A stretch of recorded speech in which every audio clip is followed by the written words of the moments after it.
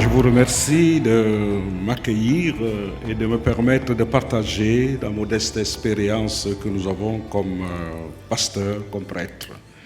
Nous remercions Pluriel avec toute son équipe et Trent qui nous accueille.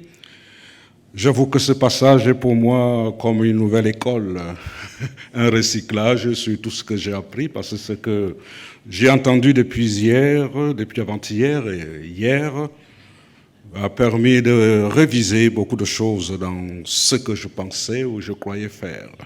Merci beaucoup à tous ceux qui sont intervenus avant moi.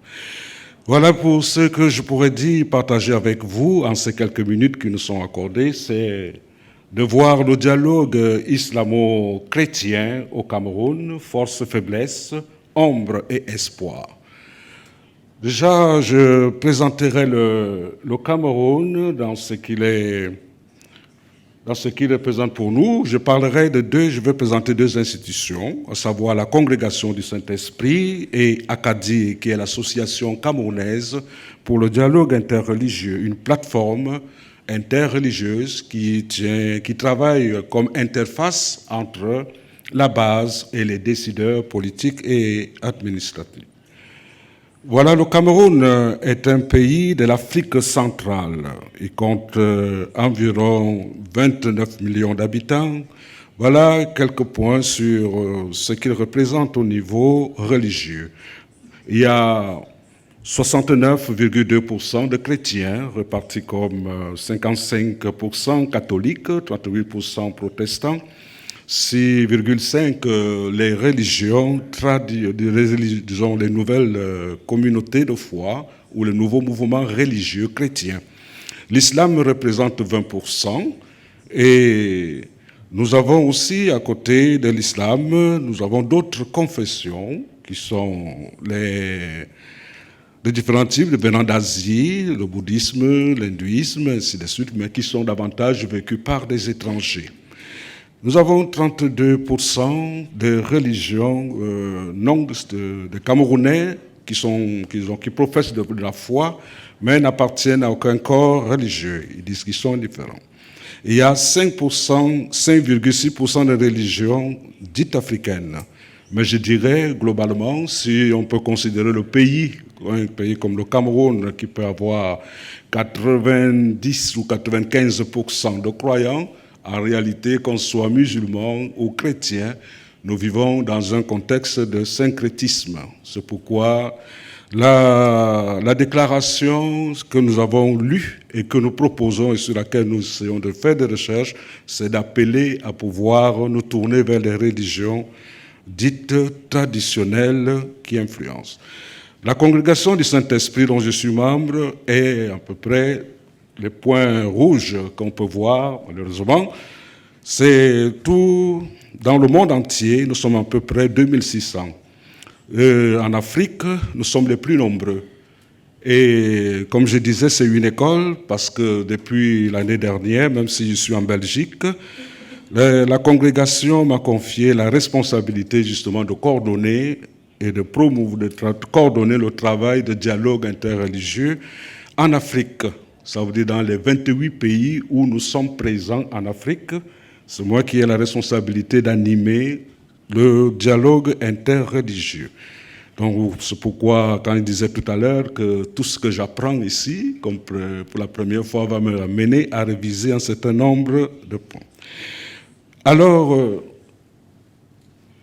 on a beaucoup de choses à voir, mais je vais passer plus de pages. L'Association camerounaise pour le dialogue interreligieux se veut être justement une organisation dont les membres sont catholiques, fondateurs sont catholiques, la conférence épiscopale bien sûr, les protestants qui sont réunis en un conseil des églises protestantes du Cameroun, nous avons les musulmans, Conseil supérieur islamique du Cameroun, et nous avons une fédération de nouveaux mouvements religieux qu'on appelle communément chez nous Église d'éveil, et des religions traditionnelles. Le travail que fait la CADIR est assez important parce qu'aujourd'hui, grâce à une quinzaine d'années d'existence, la CADIR couvre aujourd'hui tout le pays dans son travail. Parce qu'aujourd'hui, ces plateformes dont j'ai parlé, interreligieuses, sont dans toutes les 10 régions du pays et assurent vraiment ce travail d'interface. Donc le dialogue avec l'État, disons le pouvoir politique, administratif, et même à l'intérieur de chaque religion, que ce soit l'islam ou que ce soit le christianisme. Ainsi, cette plateforme a un rôle de médiation en interne, au sein des religions, et en externe dans la relation avec les pouvoirs et les décideurs. Et un des exemples qui a marqué justement la place des religions, ça a été, par exemple, la gestion de la crise de la pandémie, on pourrait dire, de le Covid. Parce que grâce aux religions, l'État a pu parler aux populations et permettre vraiment à l'ensemble de cette population à pouvoir respecter les recommandations qui étaient demandées. Mais cependant, si je peux parler de force, on pourrait dire il y a déjà une force naturelle, parce que quand on parle de documents comme la déclaration, et même encore si on va déjà au début avec Vatican II, on verra que d'une manière globale, généralement quand on parle de dialogue, les populations vous disent « nous croyons au même Dieu ». Donc nous sommes tous croyants, ce qui fait que le discours que nous pouvons tenir apparaît comme si nous voulons reformuler la vie.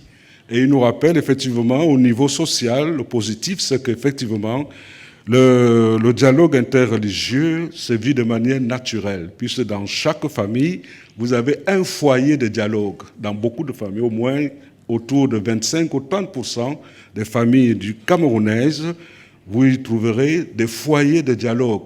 Parce qu'en même temps, vous avez des chrétiens, des musulmans, des pratiquants de religions traditionnelles au sein des mêmes familles. Donc, ce qui fait que c'est un environnement déjà naturellement qui nous invite. Et heureusement aussi, le système, j'ai oublié de le dire au début, le pays s'est déclaré comme un pays laïque. Mais cependant, laïque sous la protection de Dieu. Alors... Et ça, c'est à ce niveau, justement, ce qui fait quand on parle de laïcité, on dit, bon, ça, c'est les politiques. Puisque au niveau social, la laïcité ne nous regarde pas, ça ne nous concerne pas, dit-on.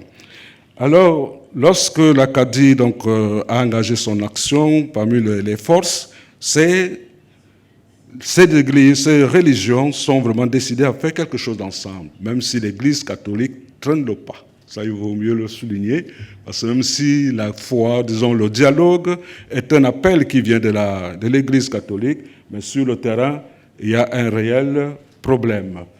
L'Acadie a joué un rôle positif aussi, parce que le Cameroun actuellement traverse 3 crises importantes qu'il faut souligner, où les religions ont dû travailler. Il s'agit déjà au nord, les agressions de l'islam radical, Boko Haram, ça veut dire que l'éducation occidentale interdite, et au sud-ouest, parce que le pays est bilingue, français et anglais, et depuis 2016, les anglophones revendiquent leur autonomie, ils veulent constituer un État, donc une crise violente. Et à l'est, nous avons l'accueil des réfugiés venant de la République centrafricaine voisine. Et ça crée un mouvement, et grâce à l'Acadie, cette plateforme, le Cameroun arrive à gérer ces difficultés. Mais pas facile, cependant, on y arrive. Ce qui fait donc la force, c'est que les dénominations religieuses ont compris que nous pouvons dire et jouer un rôle pour préserver la paix ou alors réinstaurer cette paix. Les faiblesses restent, la principale faiblesse reste la question justement d'enfermement. Même si le dialogue demeure une action qui est menée par les leaders religieux, mais au fond, la base le vit facilement. Et d'une manière globale, on pourrait dire au Cameroun, et même d'une manière générale en Afrique, la grosse difficulté, la faiblesse du dialogue arrive plutôt par les théologiens. Parce que les gens à la base, eux, n'ont aucun problème de doctrine, de loi. Tandis que les théologiens, maintenant, ont du mal à faire avancer le dialogue. Et la faiblesse aussi, c'est, on pourrait dire, l'ouverture même de ces différentes dénominations dans la formation. Si on peut dire qu'il y a une progression ailleurs, c'est parce qu'il y en a il y a des institutions qui permettent de former des personnes qui peuvent porter ce dialogue. Vous verrez par exemple, moi qui essaie de vous parler dans un pays comme le Cameroun, nous ne sommes que deux, même en Afrique centrale. C'est pourquoi tout à l'heure, quand on a parlé de l'enseignement dans les grands séminaires, j'ai enseigné au Cameroun, j'ai enseigné au Gabon, j'ai enseigné en République centrafricaine, au Congo. Alors, ça veut dire que c'est vraiment une crise qui est connue et qui marque un frein. Le point d'ombre, c'est justement au niveau de l'État, parce que l'État, concrètement, on a bien dimensionné sous la protection de Dieu, mais la gestion de la laïcité fait que l'État tient les religions à distance, parce que les religions apparaissent déjà comme un contre-pouvoir, ce qui fait que si au niveau politique, il n'y a vraiment pas d'opposition, mais de la part de la plateforme de religion, on interpelle, le pouvoir est interpellé dans la gestion justement des bien-être du pays. Ainsi donc, je pourrais redire, puisque le temps est déjà limité, en conclusion, nous avions quelques figures qui ont marqué justement ce dialogue. Actuellement, nous avons par exemple l'abbé Simon Becquet, qui est déjà décédé, dont la cause a été introduite, qui a beaucoup travaillé et qui a éveillé justement les esprits sur les questions du dialogue. Nous avons le monseigneur Feu Philippe Steven, belge, qui a beaucoup travaillé, c'est même lui qui a permis la fondation de cette plateforme aujourd'hui qui permet au Cameroun de parler de dialogue. Parmi les musulmans, nous avons Adamou Ndamdjaya, qui a beaucoup travaillé, il a fait de nombreuses publications et c'est sur ce document que travaille la plateforme dont je parle, la CADIR. Et nous avons Cheikh Omar Malam, qui a beaucoup travaillé aussi et qui continue à travailler. Et les spiritains, Juan Antonio, espagnol, qui est là. D'une manière globale, c'est les deux points. C'est la congrégation qui a permis justement à cette plateforme de voir le jour. Et il y a encore beaucoup à faire. L'espoir reste. Grâce à l'Acadie, nous avons aujourd'hui le Sidimouk côté musulman qui s'organise. Le point d'ombre, je termine par là, qui se pose aujourd'hui justement, que ce soit du côté du christianisme ou du côté musulman, il y a de plus en plus de courants. De plus en plus de courants qui vont peser justement sur le dialogue. Depuis bientôt une dizaine d'années ou une quinzaine, il y a déjà des tensions. Parce que les courants au niveau de l'islam fait que si traditionnellement, qui est essentiellement sunnite, il y avait une ouverture vers le chrétien, mais à cause de cela, les nouveaux courants qui naissent font opposition. Et côté chrétien, le catholicisme et le protestantisme se sont montrés assez ouverts, mais la naissance de ce qu'on appelle le nouveau mouvement religieux pose réellement des problèmes et c'est un vrai poids et des obstacles à ce dialogue. Mais nous espérons que l'accueil que nous avons reçu avec Pluriel, qui nous a permis de nous exprimer, va être une porte, parce qui nous permettra d'avancer. Quand il dit nous, ce n'est pas maintenant pas la première personne, nous, ça veut dire nous, subsahariens, à pouvoir exploiter ces pistes pour que nous engagions une réflexion, pour que ce dialogue que nous vivons davantage de manière sentimentale, affective, si on pouvait aussi y mettre de l'intelligence. Je vous remercie. Merci.